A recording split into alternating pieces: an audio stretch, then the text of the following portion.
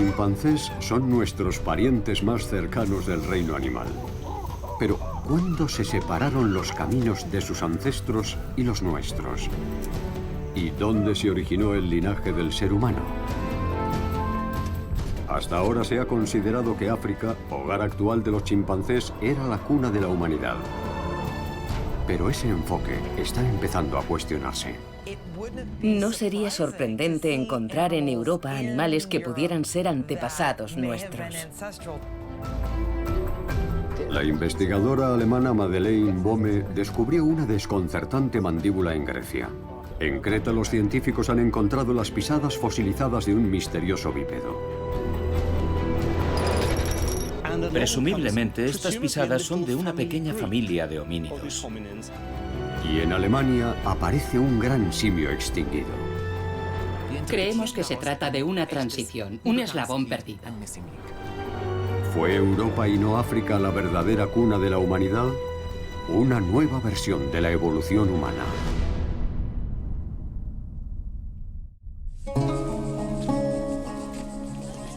Atenas, capital de Grecia y ancestral cuna de la democracia. La paleontóloga Madeleine Bohme ha estado investigando la historia natural de esta región durante años. Y lo que ha descubierto podría cambiar radicalmente nuestras ideas sobre la evolución de la humanidad. Hoy en día, el clima en Grecia es mediterráneo, cálido y seco en los veranos y frío y húmedo en los inviernos. Pero hace 7 millones de años las cosas eran muy diferentes. El paisaje que hoy ocupa Atenas era una pradera, una sabana. Y la fauna que por allí vagaba también era muy distinta. Grecia albergaba varias especies de elefantes. También había rinocerontes, jirafas y avestruces, animales que hoy solemos ver en África. La temperatura era 4 o 5 grados más alta que ahora y había más humedad. Un mundo perdido. En aquella época, hace 7 millones de años, en el sudeste de Europa vivía una misteriosa criatura, de la que solo quedan algunos indicios. Pero podría ser nuestro antecesor más antiguo.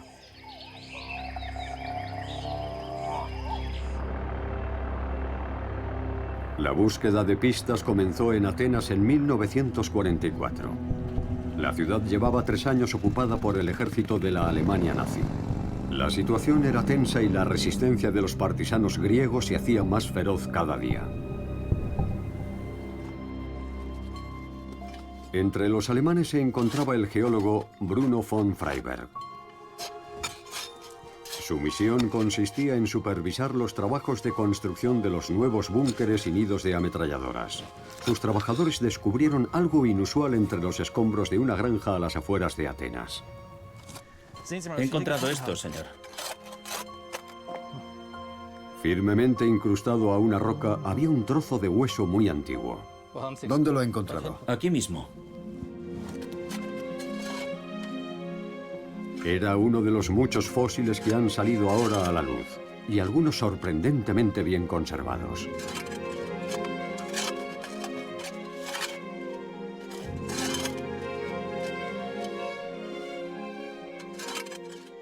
El paleontólogo Bruno von Freyberg supo de inmediato que aquel era un hallazgo extraordinario y ordenó a los trabajadores que recuperaran tantos huesos como fuera posible para conservarlos. En 1949, von Freyberg describió todos aquellos fósiles en un trabajo científico e incluyó entre los hallazgos una mandíbula de simio. Aquel trabajo en alemán solo tenía 5 páginas, y aunque también se publicó en Grecia, no se le prestó mucha atención. Se pensó que se trataba de la mandíbula de un mono corriente. Hubo que esperar décadas, hasta 1972, para que se aceptara que von Freyberg había encontrado los restos de un gran simio ya extinguido. La diferencia es crucial para los investigadores porque los grandes simios son nuestros parientes más cercanos del reino animal. En la línea evolutiva que compartimos, hace 14 millones de años se formó la rama de los orangutanes. Hoy en día, estos simios viven en el sudeste asiático. Más tarde, hace unos 10 millones de años, se separó la especie de los gorilas.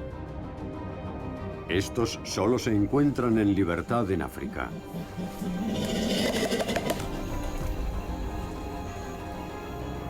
Y hace poco más de 7 millones de años, finalmente, los chimpancés iniciaron su propia senda evolutiva.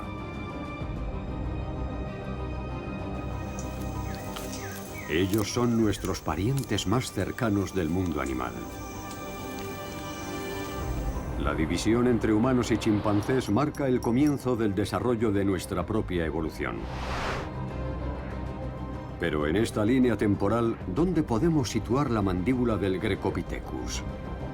Von Freyberg no determinó su antigüedad y la mandíbula había desaparecido. Pero en 2009, en una excavación realizada en Bulgaria, los investigadores hallaron un molar que también procedía de un gran simio extinto. Un hallazgo sensacional que los científicos han podido datar.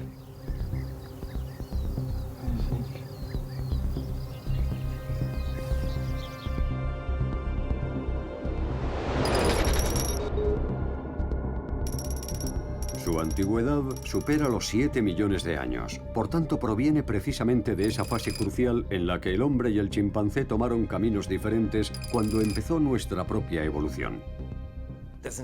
En ese momento recordé a Bruno von Freyberg y pensé que podría haber relación, en cuanto a la antigüedad y también la procedencia, entre el diente de Bulgaria y la mandíbula hallada en Grecia. De hecho, eso fue lo que me hizo interesarme por el tema de la evolución humana. ¿Podrían estar nuestras raíces en Europa? Si las sospechas de Madeleine Bohme se confirmaran, esto sería un terremoto científico. Porque hoy en día los chimpancés viven en África y no solo se parecen a nosotros, sino que en gran medida se comportan igual. Y desde el siglo XIX los investigadores pensaban que el origen de la humanidad se hallaba en África. Este supuesto se ha mantenido hasta la actualidad y rara vez ha sido puesto en duda. Pero hay algo más que nos ha llevado a creer, al menos hasta ahora, que África es la cuna de la humanidad. Y es que desde hace 100 años se han encontrado allí un gran número de fósiles de los ancestros del hombre. Los expertos en su mayoría están totalmente seguros de que la humanidad solo puede haberse originado en África. Así que la idea de que nuestras raíces retroceden aún más y además fuera de África iba en contra del consenso general. Hasta ahora. En Estados Unidos, en la Universidad de Missouri, la experta en anatomía Carol Ward trabaja en la reconstrucción de la historia evolutiva de algunos de estos hallazgos africanos. De entre ellos, probablemente el más conocido es Lucy, un prehomínido de la especie Australopithecus afarensis del que se conserva el 40% de su esqueleto. Lucy, al estar tan completa, es de alguna manera el símbolo de la evolución humana. Y cuando fue encontrada en los años 70, no solo era el esqueleto más completo, sino que era nuestro primer ancestro conocido en la evolución de la humanidad. Lucy fue descubierta en 1974 en la región etíope de Afar por el paleoantropólogo Donald Johanson. En aquel preciso momento se escuchaba en el campamento la canción de los Beatles, Lucy in the Sky with Diamonds, y de ahí su nombre, que también se sustenta en el hecho de que muy probablemente los restos pertenecen a una hembra. Lucy vivió hace 3 millones de años, así que se encuentra a mitad de camino desde que nos separamos de la estirpe de los chimpancés, a partir de un ancestro que no era un chimpancé, pero tampoco un humano, hace entre 6 y 8 millones de años. Utilizando métodos forenses, ha sido posible reconstruir a Lucy por completo y proporcionarle un rostro. Lucy medía aproximadamente 1 metro de altura y pesaba 29 kilos. A diferencia de los grandes simios, ella caminaba sobre 2 patas. Y está claro que vivió mucho después de la separación de las líneas evolutivas de chimpancés y humanos que ocurrió hace unos 7 millones de años. Sin embargo, es difícil ubicar a Lucy con precisión dentro de la evolución humana, porque en esa época nuestro desarrollo como especie ya estaba bastante avanzado. África es como un enorme laboratorio experimental de la evolución humana. Muchos prehomínidos coexistieron. Ella puede no ser un antepasado nuestro. Pertenecía a una de las distintas especies de Australopithecus y no sabemos exactamente de cuál de ellas procedemos, si es que venimos de alguna. Pero en muchos aspectos todas son similares y nuestros ancestros se parecerían a ella. Compartirían las características que la mayoría de esas especies tenían en común. Está claro que para entender el origen de la humanidad hay que mirar más atrás y llegar lo más cerca posible al momento en el que los humanos y los chimpancés se separaron. Es por esta razón por la que ahora otro fósil hallado en África, más antiguo que Lucy, está siendo objeto de atención. Tumai. De nombre científico Sahelanthropus chadensis, Tumai fue descubierto en 2001 en el Chad. Su localización, el Sáhara, se halla lejos de los parajes del África Oriental donde se encontraba Lucy. En el transcurso de millones de años, el fósil se ha deteriorado gravemente. Para determinar si el fósil proviene o no de un gran simio extinguido o de un antepasado temprano del hombre, ha sido necesario restaurarlo mediante un complejo proceso informático.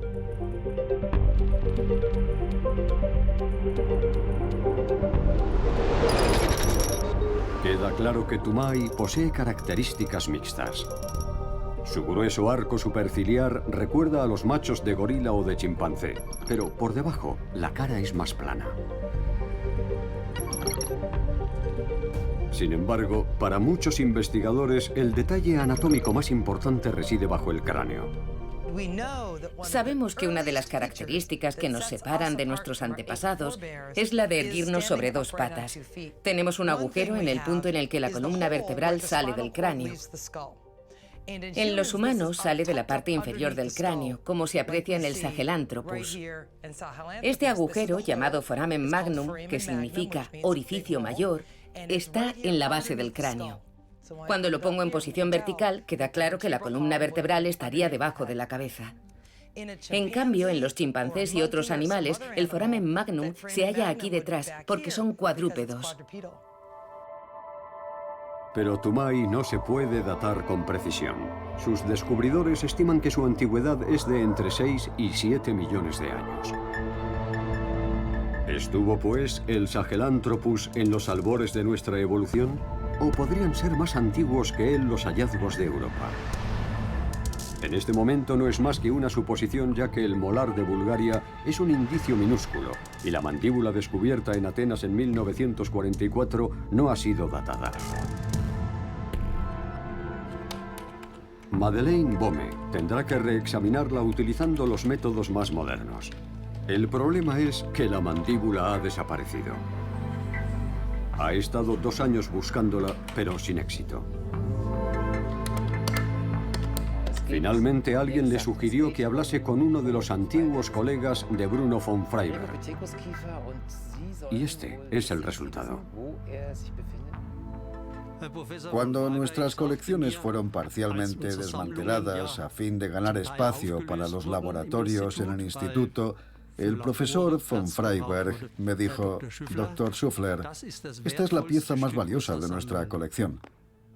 Trátela con mucho cuidado. De modo que la secretaria y yo la depositamos en una caja fuerte del instituto. Y allí permaneció durante décadas. Cuando me dijeron, ¿te refieres a la mandíbula del simio? Sí, está aquí, en la caja fuerte. Fue un momento increíble. Sí, la tenemos aquí guardada. Voy a comprobarlo. Entonces abrieron la caja fuerte y sacaron una fiambrera con una etiqueta en la que había escrito con rotulador rojo, entre signos de exclamación, importante, Grecopithecus freybergi. La verdad es que me lo entregaran conservado dentro de una vulgar fiambrera, aunque supongo que era una buena forma de almacenarlo, fue un poco chocante. En 2014, el fósil fue llevado a la Universidad de Tubinga. Y por fin, la mandíbula del Grecopithecus pudo ser examinada. Es una pieza muy frágil que sufrió graves daños durante la guerra. Pero los investigadores ya no necesitan confiar solo en las características anatómicas externas. Ahora pueden estudiar el interior del fósil sin destruirlo. Las imágenes de una tomografía de alta resolución revelan todos los detalles de la mandíbula. Es muy interesante. Las raíces de las muelas son fundamentales.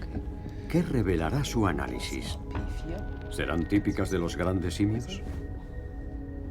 Observa esta zona. Aquí tenemos una impresión en 3D de una muela del Grecopithecus que hemos visto en el ordenador.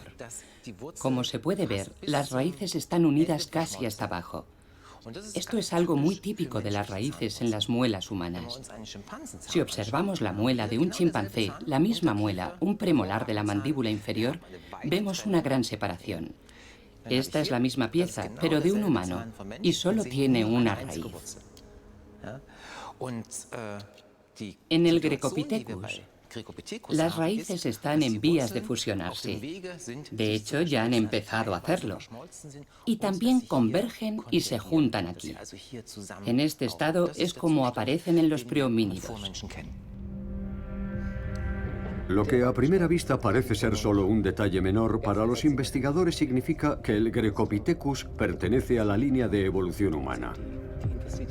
Pero, ¿realmente es anterior a todos los prehomínidos descubiertos hasta ahora en África? El antiguo centro de documentación del partido nazi en Nuremberg, 75 años después del final de la Segunda Guerra Mundial, sigue siendo un grotesco monumento al nacionalsocialismo. Pero fue aquí donde Madeleine Bohme logró finalmente datar el fósil redescubierto.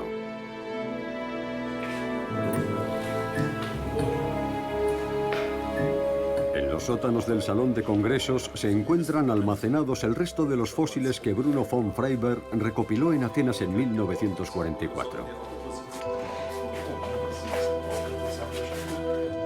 Fueron entregados a la Sociedad de Historia Natural de Nuremberg, que los guarda aquí. Para Madeleine Bohme, este descubrimiento es como hallar un tesoro enterrado. Aquí tenemos algunas piezas catalogadas. De acuerdo. Von Freyberg hizo anotaciones de su puño y letra. Creo que se puede ver en esta pieza. Sí, aquí. Nadie era consciente de la importancia de esta colección. Yo sabía de su existencia, pero no tenía ni la más remota idea acerca del número de piezas que la componían ni de su calidad. Sin esta colección, nunca habríamos sido capaces de reconstruir aquel entorno ni de hacer alguna datación, así que es un verdadero tesoro. Encontrar la mandíbula está bien, pero por sí sola habría sido solo un hallazgo aislado. Sí.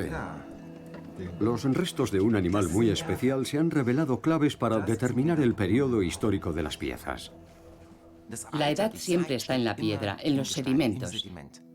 Aquí el problema era que teníamos un cajón lleno de huesos, sin rastro de los sedimentos. Aunque por fortuna teníamos algunos huesos de jirafa. Hemos datado la antigüedad de este hueso. Tiene un agujero, y si miramos en su interior, vemos que está lleno hasta la mitad de sedimentos rojizos, y la otra mitad es una oquedad. Cuando este sedimento penetró en el hueso, era líquido y se asentó en el fondo, dejando un hueco por encima. Así que esta parte es la superior y esta la inferior. Con esta información podemos datar el hueso. Tras conocer la posición original del fósil en la roca, los investigadores pueden determinar la orientación de las partículas magnéticas que contiene. Cuando el sedimento se depositó en el hueso y se transformó en piedra, esas partículas se alinearon con el campo magnético de la Tierra. En los últimos millones de años, el campo magnético de la Tierra se ha invertido una y otra vez, del polo norte al polo sur y viceversa. Pero dentro de la roca, la orientación de las partículas ha permanecido inmutable. Como sabemos cuándo han sucedido esos cambios de polaridad, se puede deducir la edad de la roca por su huella paleomagnética. Ahora queda claro que no solo el hueso de la jirafa, sino también la mandíbula tienen una antigüedad de 7.175.000 años. El descubrimiento de Madeleine Bohme causó sensación. Sus hallazgos se publicaron en 2017, causando un gran revuelo en todo el mundo.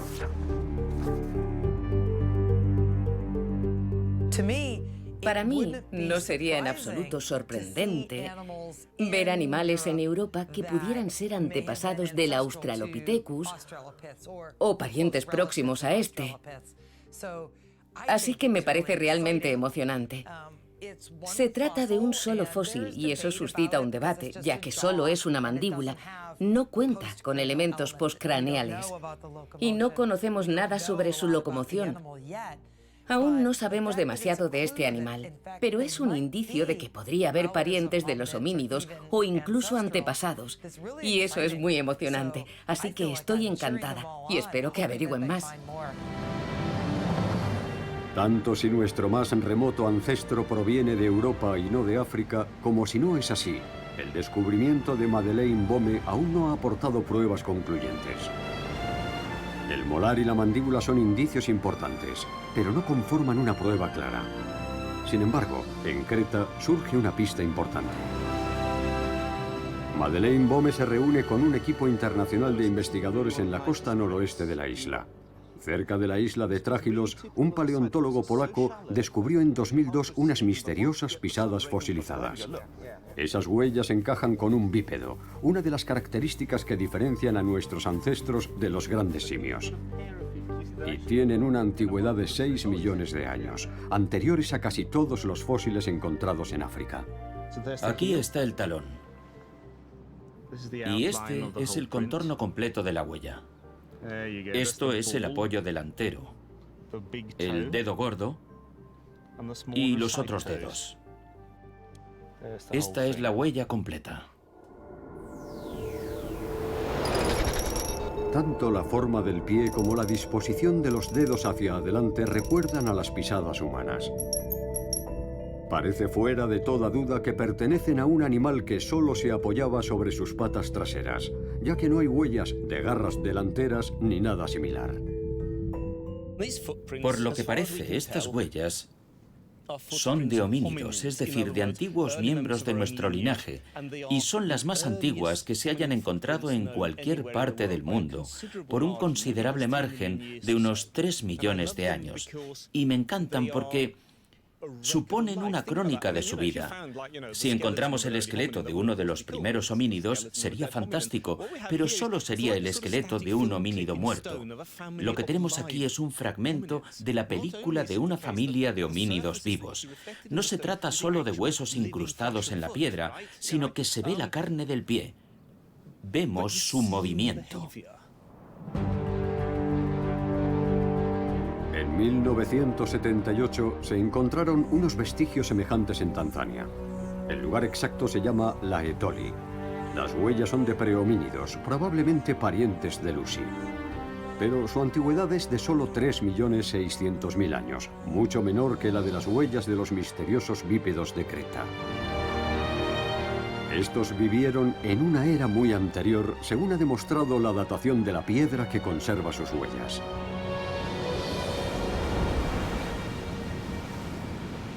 Pero los investigadores pueden deducir incluso algo más de esta ubicación.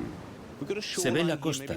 Esto podría ser un pequeño delta fluvial. No estamos muy seguros, pero sí de que estamos muy cerca de la orilla. Y presumiblemente aquí llegó un grupo familiar de estos homínidos. Su aspecto sería similar al de humanos peludos y de pequeño tamaño, como chimpancés caminando sobre las patas traseras. Los más altos podían medir alrededor de 1,40 m y los niños puede que la mitad. ¿Y qué hacían aquí? Bueno, parece que van de un lado a otro. Podrían estar buscando alimento en la orilla. Las huellas sugieren que caminan sin rumbo. No hay un patrón claro. No parece que estuvieran viajando en una dirección, casi parece que estuvieran disfrutando de un bonito día de playa. Ahora los investigadores quieren datar con más precisión el estrato de roca que alberga las misteriosas pisadas. Los resultados de la datación son cruciales para determinar con exactitud cuándo surgió la capacidad bípeda, que solo se halla en los humanos y en sus antepasados.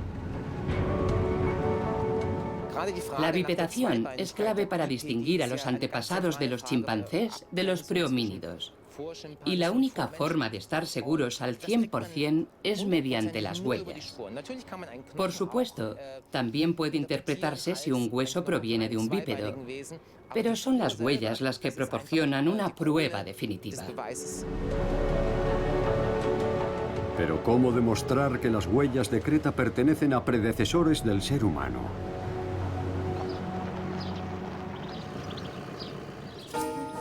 Madeleine Bohme se desplaza hasta un parque de animales de Alemania. Aquí, junto con el entrenador Henrik Storch, quiere llevar a cabo una inusual investigación.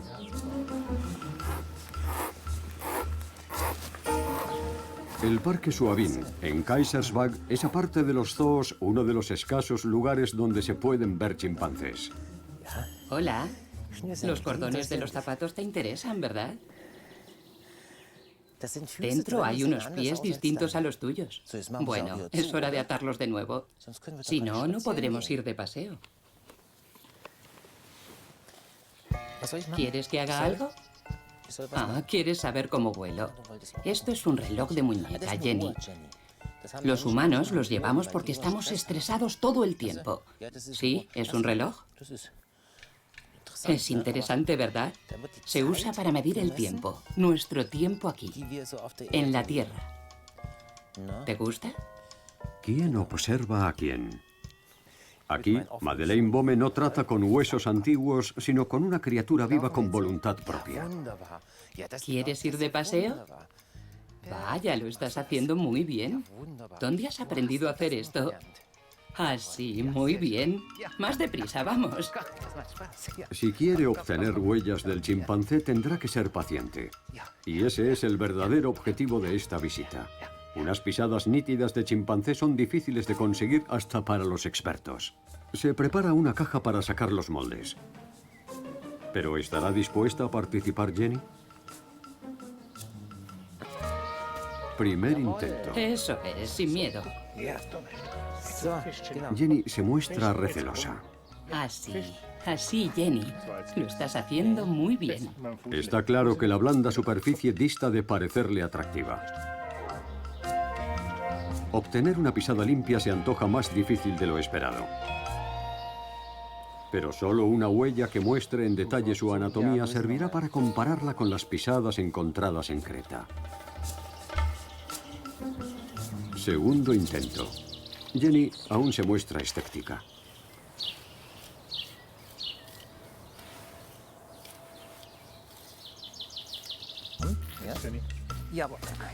Esta vez, Madeleine Bohme ayuda un poco. Y funciona.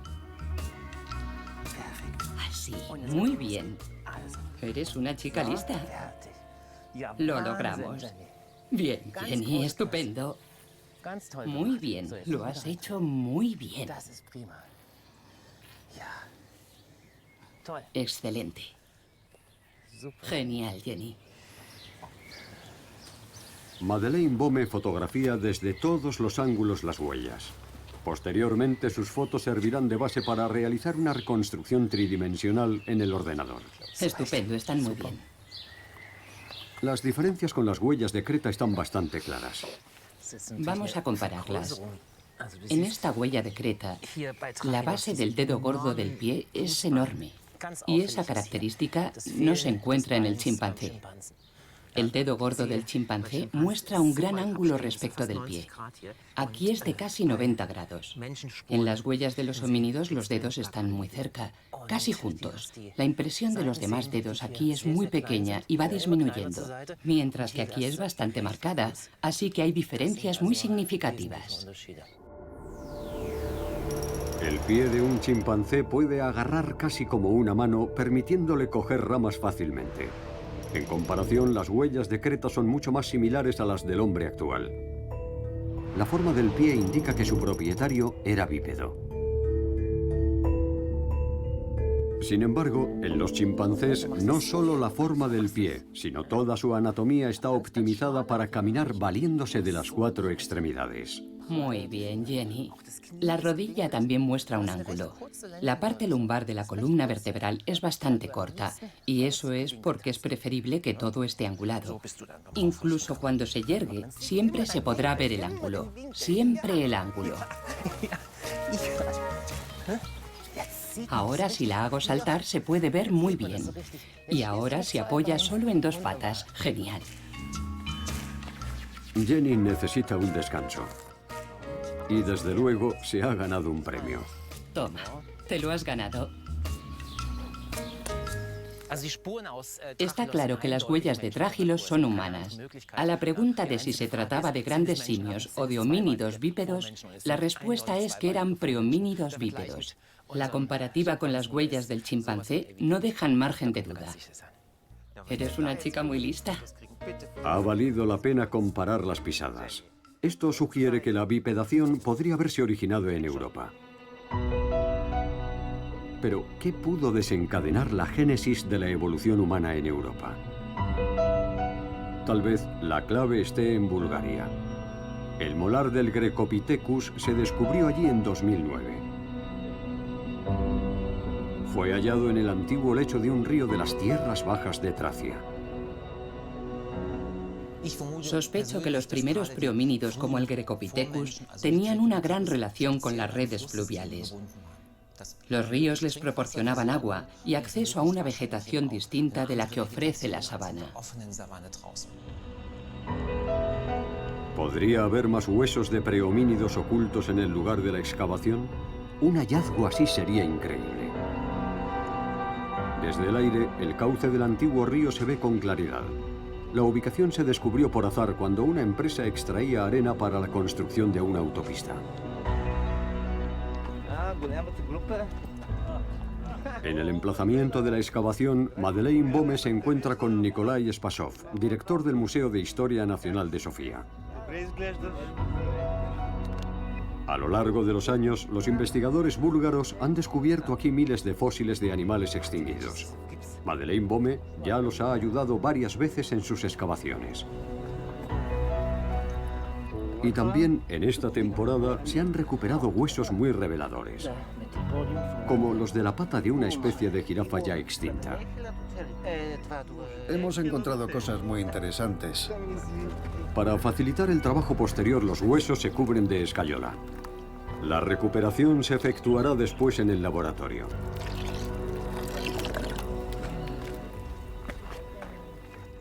Todos los años encontramos huesos nuevos. Ahora, por ejemplo, tengo aquí uno muy interesante. Es la mandíbula de un carnívoro relativamente pequeño. Podría ser un gato pequeño, pero ya lo veremos. Y esto es un trozo de... Oh, sí, es un gato. Está muy bien. Sí, es lo más probable. Es genial. Y esta es la tibia de un rinoceronte, la parte distal de la tibia. Aquí hubo un Ceratotherium, el llamado rinoceronte blanco. Ya.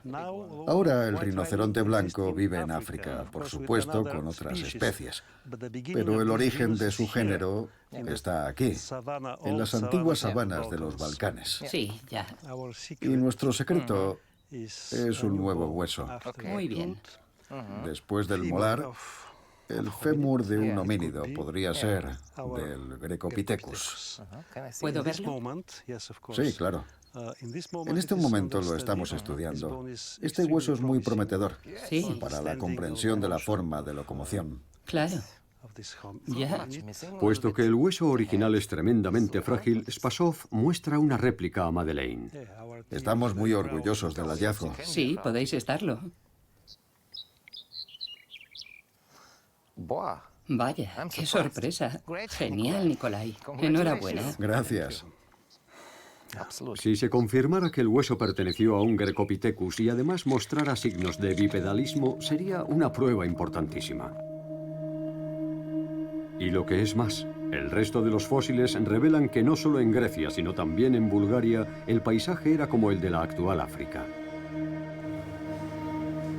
En un museo próximo, los investigadores han reconstruido los esqueletos de varios animales pertenecientes a esa etapa, como el de un Deinotherium, un elefante ancestral con los colmillos curvados hacia el interior, el de una hiena y el de un tigre dientes de sable. Con ayuda de todos estos fósiles se puede reconstruir con gran precisión el mundo animal al que pertenecía el Grecopithecus. Los investigadores han devuelto este mundo a la vida en una recreación artística. Una sabana repleta de antecesores de los actuales elefantes, gacelas, rinocerontes y cebras que una vez habitaron vastas regiones del Mediterráneo oriental.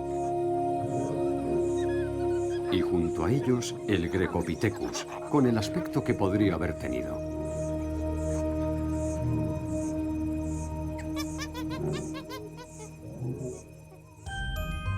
Fue Charles Darwin, fundador de la teoría de la evolución, el primero en sospechar que el origen de la humanidad estaría en la sabana.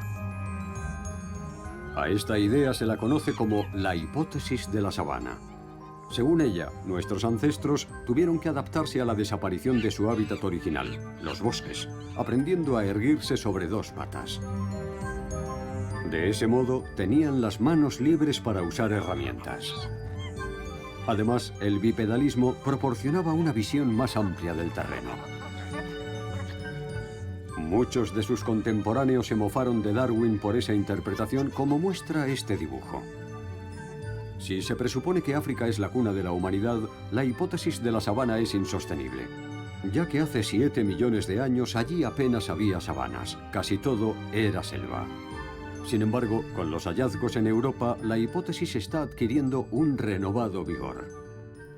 En África, la sabana apareció mucho después, hace solo 2 o 3 millones de años. Pero en Europa, la sabana es mucho más antigua, de hace unos 7 millones de años. Y ahora, esta arcaica sabana europea revela que alberga un temprano prehomínido. Esto no pone en duda la teoría de la evolución, sino que señala la aparición de los homínidos en una época muy anterior y en otro continente. Pero la fauna solo es parte del cuadro. ¿Apoya también la flora esta nueva hipótesis de la sabana? Madeleine Bohme ha descubierto en los sedimentos que rodean los fósiles griegos pequeñas partículas semejantes al cuarzo. Los llamados fitolitos, formados por las propias plantas y que difieren dependiendo del género de las plantas. Son altamente resilientes, manteniendo su composición durante millones de años.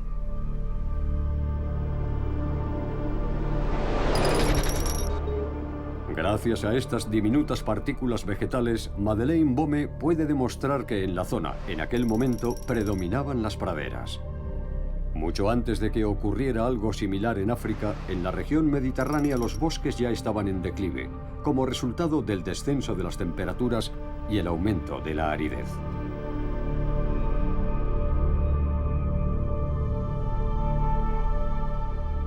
Pero hay algo más que sugiere que los humanos tuvieron su origen en Europa. En la Universidad de Toronto, el paleoantropólogo David Began lleva 40 años investigando la génesis de los grandes simios y la de los humanos. Y su trabajo presenta algunas sorpresas. En la época en la que se formaron los linajes de los actuales grandes simios, sus antepasados vivían sobre todo en Europa. Desde mediados del siglo XIX han aflorado cientos de estos fósiles, y los hallazgos de Bulgaria y Grecia están en la misma línea. Sin embargo, en África, los ancestros de los grandes simios prácticamente no dejaron rastro alguno durante este periodo. A pesar de que debido al cambio climático las condiciones en Europa eran cada vez más difíciles para ellos, consiguieron poblar gran parte de la región. ¿Cuál fue su estrategia? Simplemente la inteligencia. Eran inteligentes, poseían cerebros grandes, tenían un cerebro mayor que cualquier mono, mayor que cualquier gibón.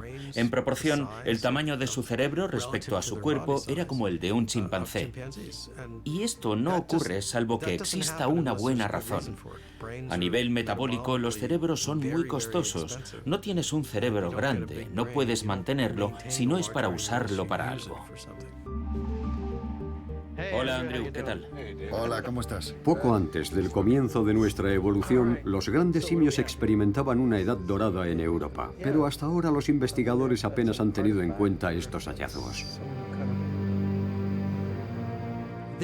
Existe la idea generalizada de que tanto los simios africanos como los homínidos evolucionaron en África, que siempre vivieron en África y no la abandonaron nunca, que algunas ramas pudieron aventurarse a entrar en Europa, pero fundamentalmente todo ocurrió en África. Pero no se pueden ignorar las evidencias que existen en la actualidad. Y no se pueden desechar esas pruebas pensando que en el futuro encontraremos otras más importantes que las contradigan o que demuestren la idea preconcebida de que todo ocurrió en África, aunque aún no las hayamos descubierto. Eso no es seguir el método científico. Los investigadores están adquiriendo una idea cada vez más precisa de cómo eran los grandes simios europeos, y los descubrimientos procedentes de nuevas excavaciones siguen aumentando. En las estribaciones de los Alpes, en el sur de Alemania, desde 2011, Madeleine Bome y su equipo trabajan en esta cantera de arcilla, extrayendo restos fósiles de animales que vivieron aquí hace 11.600.000 años. Aquí había un río en el que nadaban grandes tortugas y salamandras gigantes. En sus orillas había cerdos prehistóricos y antepasados de los elefantes. Se ha descubierto hasta un ancestro de los osos panda. Este es un gran hallazgo. Los investigadores encuentran nuevos huesos todos los días, como esta vértebra de antílope perfectamente conservada.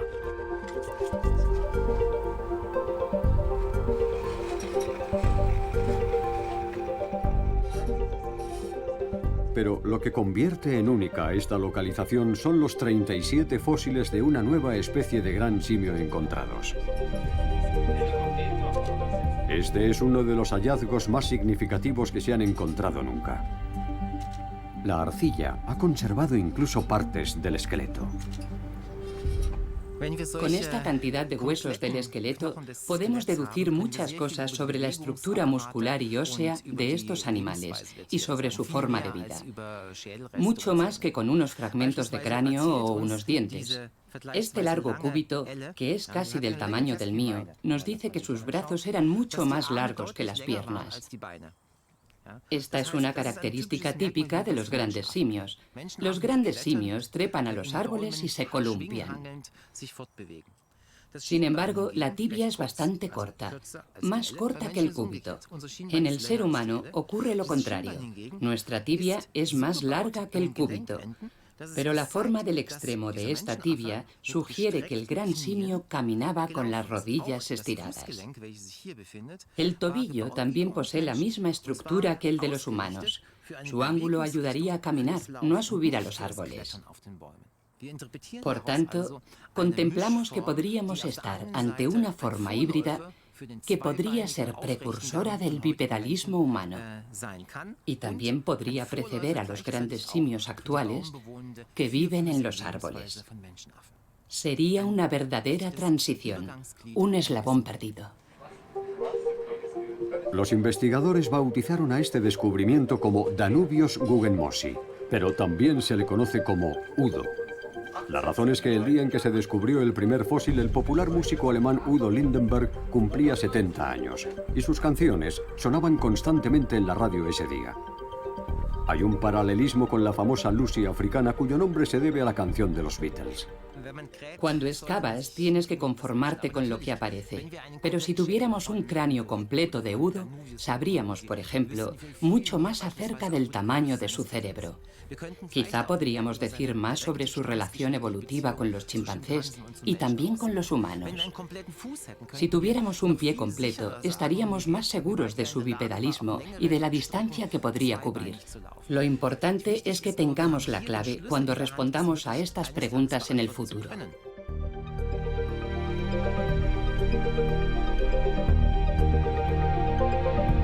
Ya se ha encontrado un 15% del esqueleto de Udo y tenemos fósiles de muchas partes de su anatomía, lo que supone una gran ventaja a la hora de obtener una idea más precisa de este gran simio. Para obtener una representación de las proporciones del cuerpo, se colocan los fósiles hallados y se sustituyen las partes que faltan por réplicas.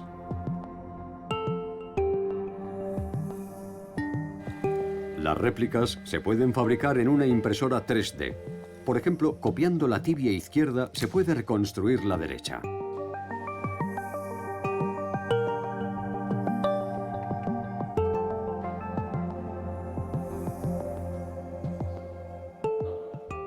Antes había que modelarlas a mano con masilla o con arcilla, pero ahora logramos una imagen exacta y simétrica al modelo. Esta técnica es de gran ayuda en la reconstrucción, ya que aunque se trate solo de una copia, nos acerca mucho más a nuestros ancestros.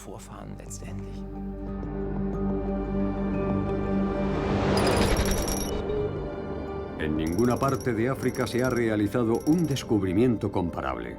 Udo, junto con el resto de los grandes simios extintos de Europa, nos indica que nuestra evolución comenzó en Europa. Hasta el peso y el tamaño de este gran simio se corresponden con posteriores especies de prehomínidos.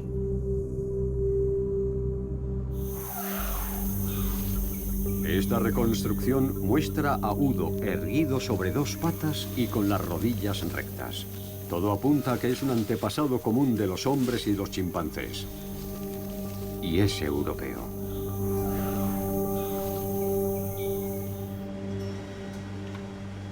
Pero, ¿por qué no hay en África hallazgos comparables de este periodo? Madeleine Bome tiene una posible explicación.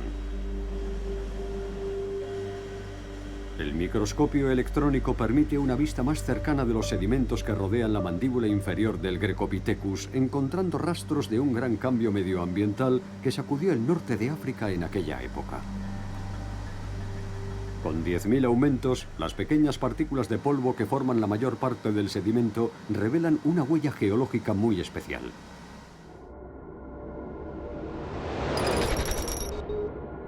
La forma de esta partícula y el patrón específico de su superficie solamente se ven cuando el polvo es arrastrado por el viento. Los gránulos de polvo chocan unos contra otros, erosionándose. También está clara la composición química de la roca que demuestra que este polvo procedía del Sáhara. En aquella época había muchísimo polvo, llegando a depositarse hasta 250 gramos por metro cuadrado cada año. Esa es una cantidad inmensa. Aún existen zonas como esa y son casi inhóspitas. Hoy día se encuentra ese nivel de polvo en la zona del Sahel, donde llegan ingentes cantidades de polvo procedentes del desierto del Sáhara. Y en aquel momento el sur de Grecia recibía la misma cantidad de polvo. Esta es la primera vez que se ha podido datar con precisión la primera fase conocida del Sáhara. Debe de ser al menos tan antigua como el Grecopithecus, de hace 7.200.000 años, varios millones de años antes de lo que se suponía.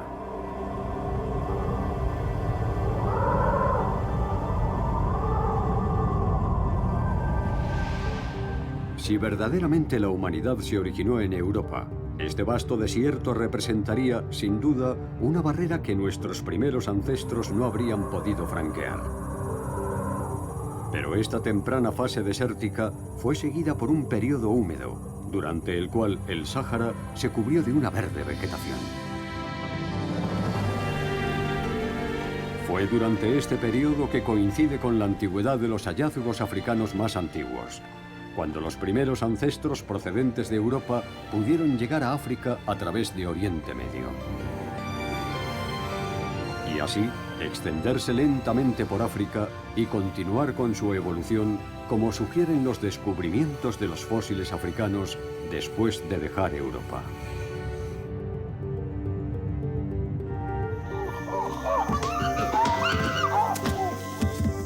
Los antepasados de los gorilas y los chimpancés también pudieron seguir esta ruta desde Europa a África.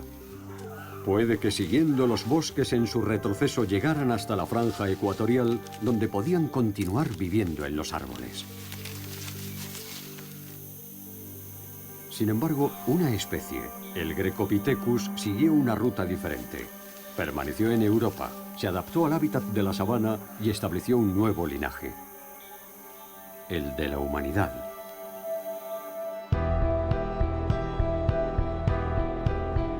Puede que se encuentren pronto nuevos descubrimientos en la región mediterránea que sirvan para apoyar esta idea. Madeleine Baume continuará desentrañando estas pistas. Para ella, esto solo es el principio de una investigación más ambiciosa. En recientes investigaciones se han realizado varios descubrimientos espectaculares que arrojan una luz totalmente nueva acerca del papel de Europa en el origen del hombre.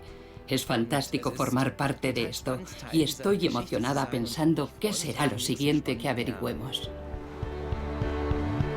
Pero hay algo que parece claro, y es que la actual teoría evolutiva no encaja por completo con las categorías geográficas humanas. A causa de los cambios medioambientales acaecidos en el transcurso de millones de años, la humanidad parece haber evolucionado en una extensa área que inicialmente comprendía Europa y posteriormente África. Los humanos fueron poblando nuevos hábitats y en el proceso cruzaron las fronteras que separan los continentes.